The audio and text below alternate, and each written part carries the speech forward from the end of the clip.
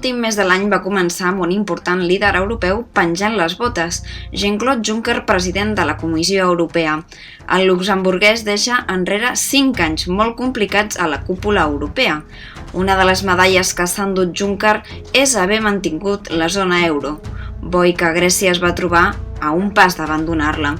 També acords econòmics amb Canadà o el Mercosur, així com haver neutralitzat l'amenaça dels nous aranzels per part dels Estats Units, tanquen l'etapa de l'exprimer ministre de Luxemburg. Per parlar d'aquesta figura europea, vam poder parlar amb Joan Pere Plazafont, professor ESTI de la UPF i politòleg.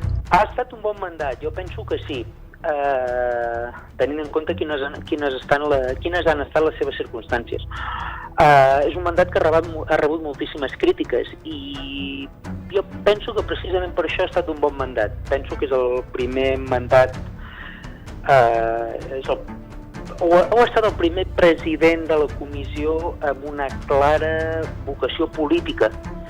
La comissió, dintre l'encaix institucional de la Unió Europea, històricament ha estat la institució més burocràtica, més tecnocràtica, la guardiana dels tractats i l'executora de les decisions polítiques. Per tant, és una institució amb un perfil que històricament ha estat un perfil baix, administratiu d'alguna manera, executor. Juncker penso que li ha donat un gir personal i l'ha polititzada, amb el bo i el dolent de polititzar un mandat d'una institució com aquesta. Amb el Sabies que de la primera setmana del mes vam descobrir la lliga de futbol més petita del món. Les illes Scilly formen un petit arxipèlag situat al sud-est de la costa de Cornualla, a Anglaterra. Malgrat tenir una població propera als 2.000 habitants, hi ha 2 equips que entre l'octubre i el març disputen una lliga entre ells. Tant la FIFA com la Federació Anglesa saben de l'existència d'aquesta lliga, la qual el seu secret per fer-la competitiva consisteix en cada inici de temporada. Els capitans dels 2 equips es reuneixen, fan una llista amb tots els jugadors i intenten repartir-los de forma equilibrada. Hi ha 2 equips, el Wolfsburg Wanderers i el Garrison Gunners. Juguen uns contra els altres cada cap de setmana en el mateix camp. És la mateixa gent jugant entre ells cap de setmana rere cap de setmana. El més proper a jugar fora de casa és quan canvien de costat després de la mitja part.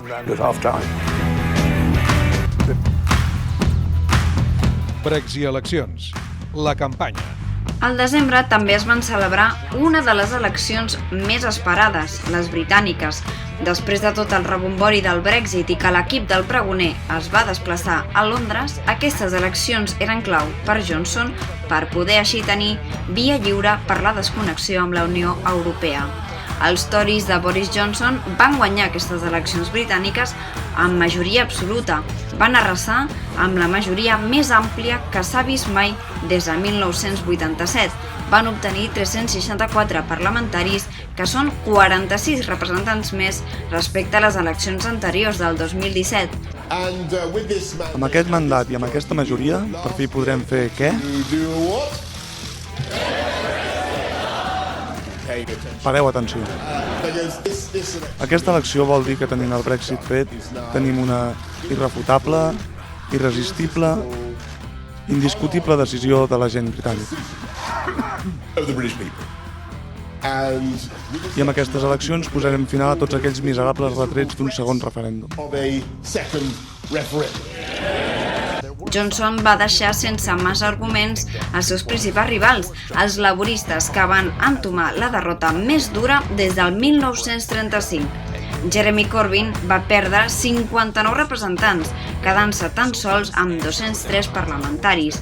El gir que va prendre Corbyn per reconduir l'agenda política del país sembla que no li va sortir bé, per no dir gens bé.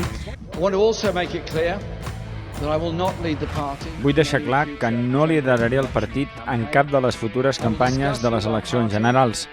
Parlaré amb el partit per assegurar que hi haurà un procés de reflexió dels resultats i de les polítiques que el partit agafarà d'ara en endavant.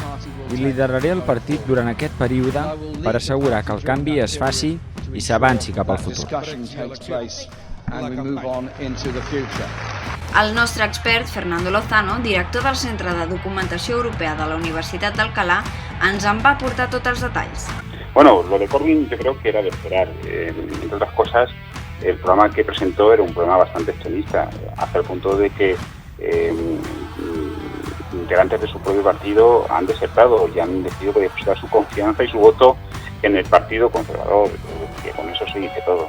I com no podia ser d'una altra manera, l'equip del pregoner es va reunir al complet, com fa tothom per aquestes dates en l'especial de Nadal. El pregonadal va tenir una essència festiva, però sense deixar de costar-nos curiositats europees, com la de l'Emma Pons, la nostra corresponsal a Grècia, que va ser amb nosaltres a l'estudi per explicar-nos com es veu el Nadal al sud d'Europa. Atenes, per aquests dies de Nadal es buida perquè tothom torna als seus pobles i a les seves illes i llavors és molt típic, no?, que queda la ciutat deserta. Això sobta bastant. I després, pel que fa a les tradicions, comentar que com a país cristià, no?, comparteix tradicions amb nosaltres. Per exemple, hi ha molta tradició de Nadales, que en grec es diuen calandes, i és diferent el tema que es veu que surten nens al carrer a cantar-les acompanyats d'instruments de Nadal i surten sobretot la nit de Nadal, el 24, la del Cap d'Any i també la vigília de l'Epifania que allà se celebra el 6 de gener.